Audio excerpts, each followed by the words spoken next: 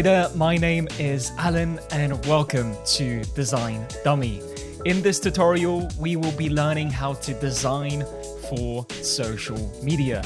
And this tutorial is exclusive to those that only use Photoshop, as some of the methodologies we will learn today are available on Adobe Illustrator.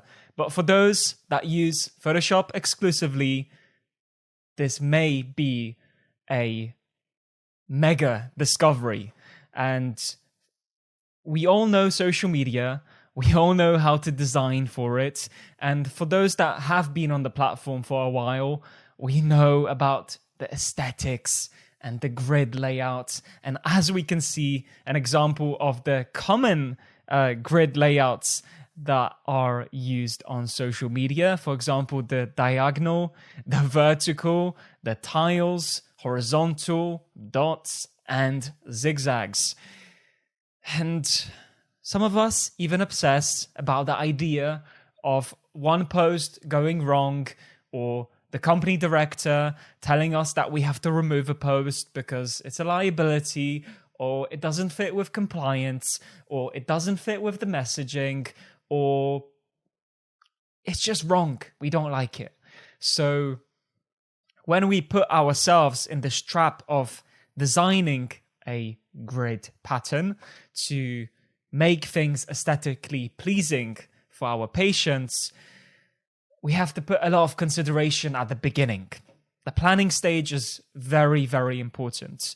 And today's lesson will be something which I've had to learn the hard way while I was working for a group of restaurants, managing free social media accounts, planning feeds, and using Photoshop as the primary tool to create this content.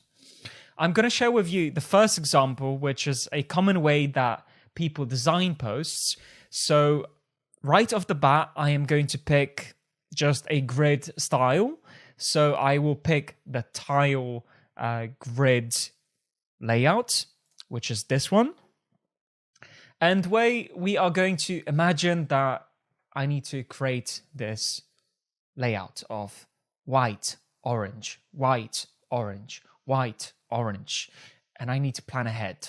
So I'm going to share with you the way I used to do it when I was first starting out.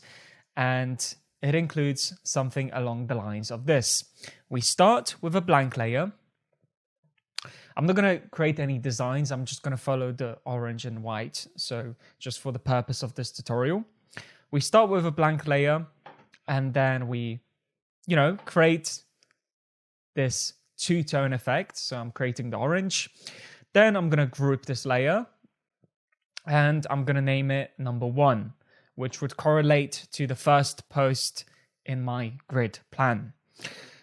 Then typically what designers do is they duplicate and they name this second group number 2, which correlates to photo 2 of the planned grid. And then they, follow the same pattern. So in our case, we are going to select white, like so, and then we are going to duplicate one more time and name this folder. We're going to name it number 3, and we are going to once again paint it orange. So by now you get the idea that we are following this structure which we initially set out, which would be the tile. So we're going white, orange, white, orange. Of course, in a more real life example, we would actually be creating some graphics or text or imagery. We would make it align with the brand values. And so once we have done that and we've created, let's say, 12 groups and we have 12 posts, what we would also do, just for our point of reference, is we would highlight the differences. So we would, for example, mark number 1 as orange, and mark number 3 as orange, and then mark number 2 as gray, which would represent white. And then the way we would review the content is we would flicker through number 1, number 2, number 3.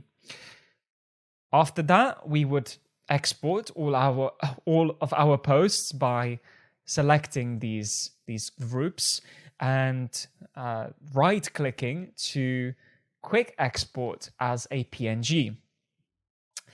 After this point, there are different ways to organize this content. So you could, for example, create an A4 page and bring all the assets together and plan them like a grid, which is extremely inefficient.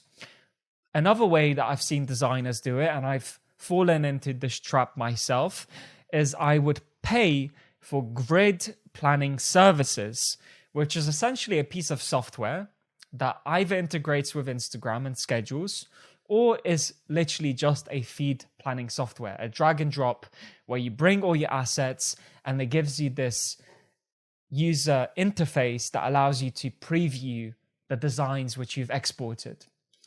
But you could see how of a lengthy process it becomes when you have to revise these designs, especially if you're planning for months and months and months ahead.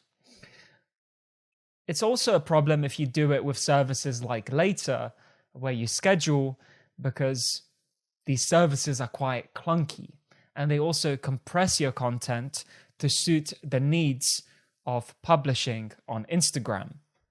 So now I'm going to share with you a revolutionary way of doing the same process, avoiding fees with feed planners and scheduling softwares, and also making your work more enjoyable, because you don't want to go back and forth. You don't want to export something which isn't finished, and you want to be able to preview everything top down from a bird's eye view so you can make your revisions and you can build your dream Instagram feed. With people who are familiar with Illustrator, they know this method works. But with people who have never used Illustrator and they've stuck around Photoshop in a single layer environment, this is going to help you guys. So we have one layer to begin with, as usual. Now, what we need to do is select layer, select layer, then select new, and then select artboard. And then we'll have a dialog box, which will allow us to name the artboard. This is just another way of naming the layer. But in this instance, we're transforming our layer environment into an artboard environment. So I'm just going to press OK. And as we can see, we have this title, which is right above our canvas, which is the layer name. This also reflects here. Artboards are typically groups, and a group is just individual kind of artboard or individual assets. But we typically create them in groups, so then we can stack different digital assets. We're going to follow the same principle. So we're going to essentially paint this in orange as we do, because remember, we are following this tile format. That's our aim, is to make an aesthetically pleasing Instagram page. Next thing we are going to do is duplicate this artboard, and as you can see, it moves it to the right of our current artboard. And this allows us to have a dynamic workspace where we can view everything top down, as we would in a traditional feed planner. So now I can name this artboard 2. I can go inside of it, select the layer, and then simply paint it as white. And that's it. And if we want to continue, we can actually just grab artboard 1. So I'm going to drag it to the bottom, which you can do because it's a dynamic workspace. I'm going to press Command J, which is a command on Mac to duplicate a layer or a group or an artboard.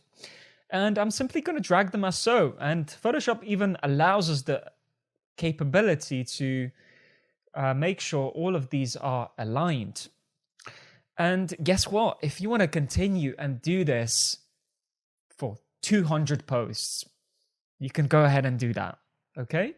So what we can do next is we can grab this white layer as so, and then we can bring it to here. And then we can also bring it here. And then we can take our orange layer, bring it here, and you get the point. And as you can see, I'm building what we initially set out to do, which was a tile layout, an aesthetically pleasing layout for Instagram. And we're not compromising in the same way that we are doing here, which is on a single layer workspace.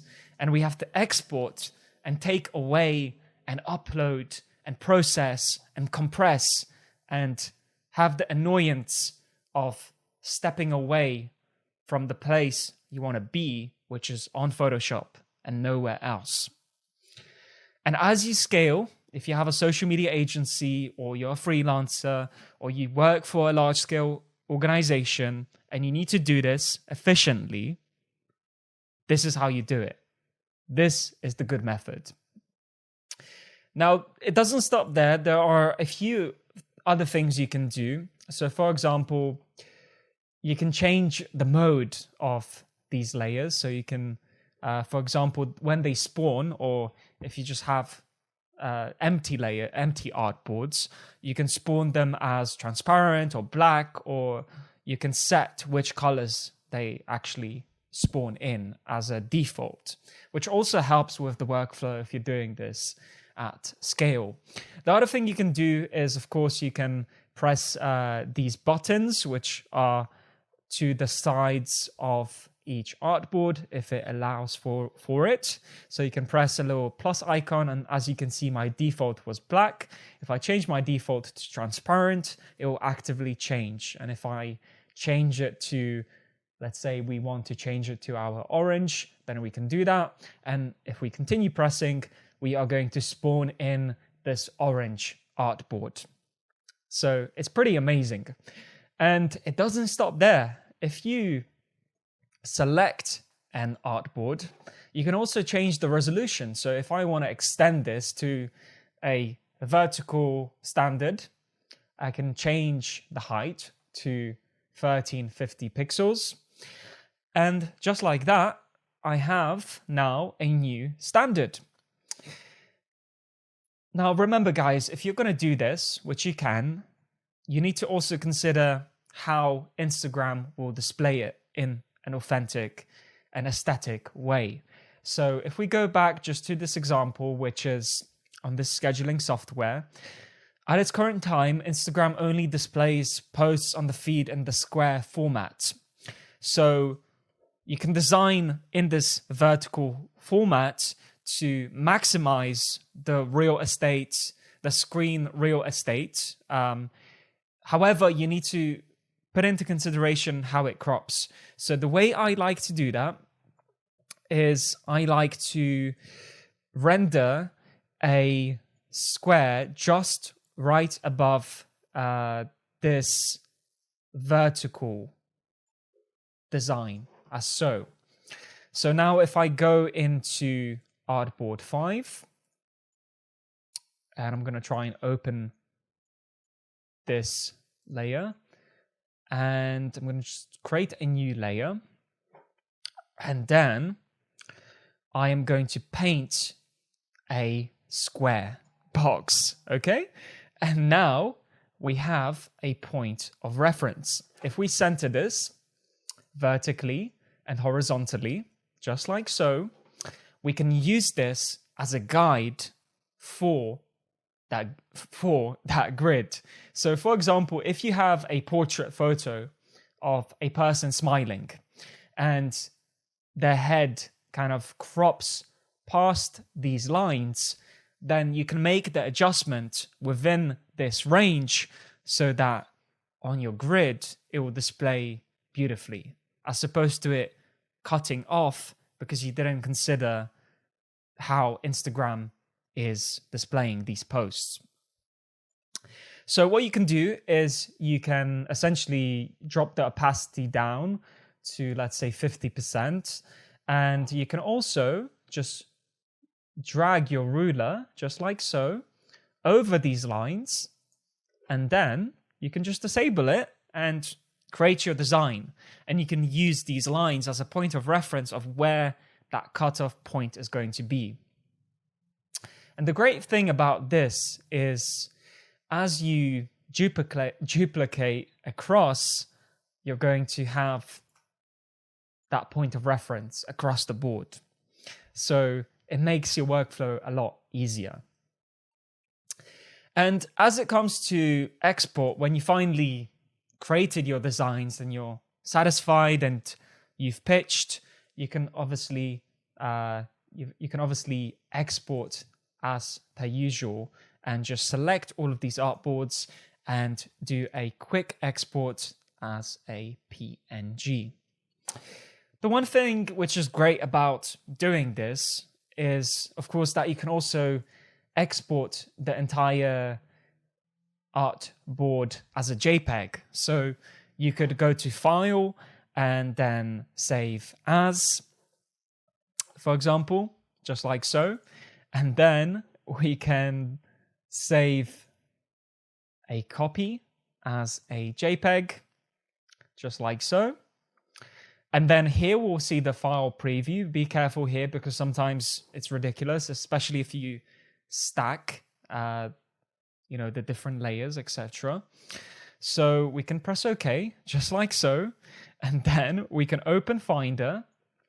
And right inside of our folder, we're going to have this rendered out artboard of all of our posts.